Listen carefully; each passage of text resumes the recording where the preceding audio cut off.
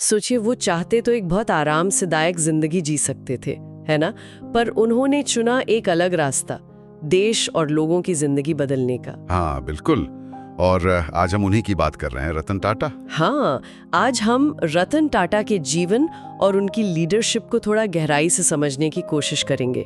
हमारे पास कई स्रोत हैं, जीवनी के अंश, ब्रिटानिका, कॉर्नेल क्रॉनिकल, खुद टाटा के दस्तावेज, Times of India, JLR media, वॉटन हिस्ट्री, CBS न्यूज। सही कहा। और हमारा मकसद सिर्फ ये गिनना नहीं है कि उन्होंने क्या क्या हासिल किया, बल्कि हम ये समझना चाहते हैं कि उनके फैसलों के पीछे की सोच क्या थी, वो उसूल क्या थे। तो शुरू कहाँ से करें? उनके बचपन से? हाँ, वही से करते हैं।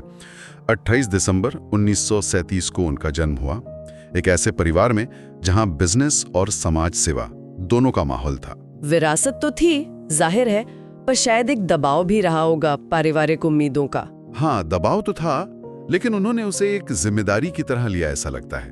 उनके शुरुआती स्कूल मुंबई के कैंपियन स्कूल, फिर Cathedral and John Connon School, वहां उन्होंने विनम्रता सीखी, दूसरों का सम्मान करना सीखा। ये गुण सिर्फ परिवार से नहीं आते, परवरिश और माहौल भी बहुत मायने रखता है। बिल्कुल। फिर 1955 में वो अमेरिका चले गए, कॉर्नेल यूनिवर्सिटी। अच्छा, कॉर्नेल। वहाँ पहले तो इंजीनियरिंग में गए थे ना? हाँ, पर डिग्री ली आर्किटेक्चर में। ये दिलचस्प है। वास्तुकला। क्या लगता है आपको, इस आर्किटेक्चर की समझ ने उनके बिजनेस के नजरिए को कुछ बदला, कुछ असर डाला? मुझे लगता है हाँ, काफी। आर्किटेक्चर आपको सिस्टम्स के बारे में सोचना सिखाता है। डिजाइन थिंकिंग मतलब प्रॉब्लम को इंसान के नजरिए से देखना, उसका क्रिएटिव हल निकालना। जैसे नैनो में? बिल्कुल। नैनो सिर्फ एक कार नहीं थी, वो एक पूरा ट्रांसपोर्टेशन सोल्यूशन डिजाइन करने की कोशिश थी, किफायती, सबके लिए। ये सोच शायद वहीं से आई हो।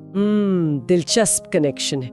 अच्छा, फिर 1962 में वो भारत वापस आए, टाटा ग्रुप ज्वाइन किया। हाँ, और शुरुआत बिल्कुल आसान नहीं थी। उन्हें जमीनी स्तर पर काम करना पड़ा। मतलब सीधे टॉप पर नहीं बैठ गए? नहीं, कई साल उन्होंने फैक्ट्री फ्लोर पर बिताए। जमशेदपुर में शॉप फ्लोर पर काम किया, कर्मचारियों के साथ, असलियत समझी। शायद इसी वजह से वो अपने कर्मचारियों से इतना जुड़ पाए बाद में। हो सकता है ये अनुभव उनके लीडरशिप का एक अहम हिस्सा बना। और फिर आया 1991, वो टाटा सन्स के चेयरमैन बने। भारत में उदारीकरण का दौर शुरू हो रहा था। हाँ, माहौल बदल रहा था और उन्होंने इस बदलाव को एक मौके की तरह देखा।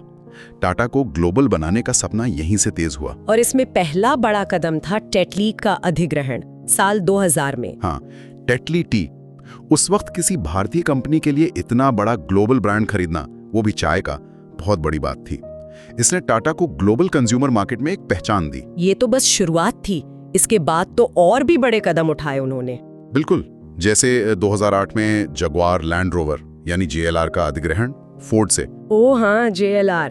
उस वक्त तो बहुत लोगों ने कहा था कि ये बहुत जोखिम भरा सौदा है, कंपनियां घाटे में थीं। हाँ, जोखिम तो था, बहुत बड़ा जोखिम था, लेकिन ये दिखाता है कि वो कैलकुलेटेड रिस्क लेने से डरते नहीं थे। उन्हें शायद JLR में वो संभावना दिखी जो दूसरे नहीं देख पा रहे थे। और देखिए, बाद में JLR टाटा मोटर्स के लिए कितना अहम साबित हुआ। सही बात है। उन्होंने उन ब्रांड्स को ना सिर्फ बचाया, बल्कि उन्हें नई ऊंचाई पर पहुंचाया। इसी तरह की एक और महत्वाकांक्षी सोच थी टाटा नैनो के पीछे, 1 लाख रुपए वाली कार। हाँ, नैनो। भले ही वो प्रोजेक्ट व्यावसायिक रूप से उतना सफल नहीं हुआ जितनी उम्मीद थी, लेकिन उसके पीछे का इरादा बहुत नेक था। क्या इरादा था? एक आम भारतीय परिवार को एक सुरक्षित अपनी कार देना।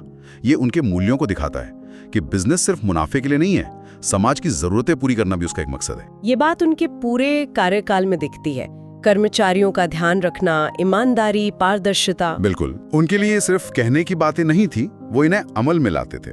2012 में वो चेयरमैन पद से हट गए, पर उनका असर तो बना रहा। हाँ, वो रिटायर हुए, लेकिन टाटा ट्रस्ट के जरिए सक्रिय रहे और मुश्किल वक्त में, जैसे 2016-17 में, वो अंतरिम चेयरमैन के तौर पर वापस भी आए थे समूह को संभालने के लिए। तो अगर हम उनकी पूरी यात्रा को देखें, उनकी विरासत को समझें, तो क्या मुख्य बातें निकल कर आती हैं? क्या सीख सकते हैं हम? देखिए, सबसे पहली बात तो ये कि उन्होंने हमेशा उसूलों को, वैल्यूज को मुनाफे से ऊपर रखा।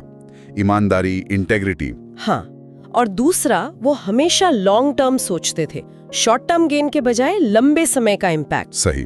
तीसरा, जोखिम लेने का साहस, लेकिन सोच समझकर, जैसे JLR या टेटली। चौथा, करुणा, अपने लोगों के लिए, समाज के लिए। और पांचवा, हमेशा सीखते रहना, बदलते वक्त के साथ खुद को ढालना। और फिर उन्हें सही साबित करता हूँ। हाँ, ये उनके अप्रोच को दिखाता है। फैसला लो और फिर उसकी जिम्मेदारी लो, उसे सफल बनाओ। ये एक बहुत पावरफुल तरीका है सोचने का। बिल्कुल। तो उनकी कहानी सिर्फ एक कामयाब बिजनेस लीडर की कहानी नहीं है। नहीं, ये उससे कहीं ज्यादा है। ये एक ऐसे इंसान की कहानी है जिसने बिजनेस के जरिए समाज पर एक पॉजिटिव असर डालने की कोशिश की। उनकी असली विरासत शायद ये कंपनियां नहीं बल्कि वो जिंदगियां हैं जिन्हें उन्होंने छुआ। तो अंत में यही कह सकते हैं कि रतन टाटा ने हमें सिखाया, सपने बड़े देखो, हिम्मत से कदम उठाओ और इस पूरे सफर में इंसानियत को कभी मत भूलो। हाँ, शायद यही उनकी सबसे बड़ी विरासत है।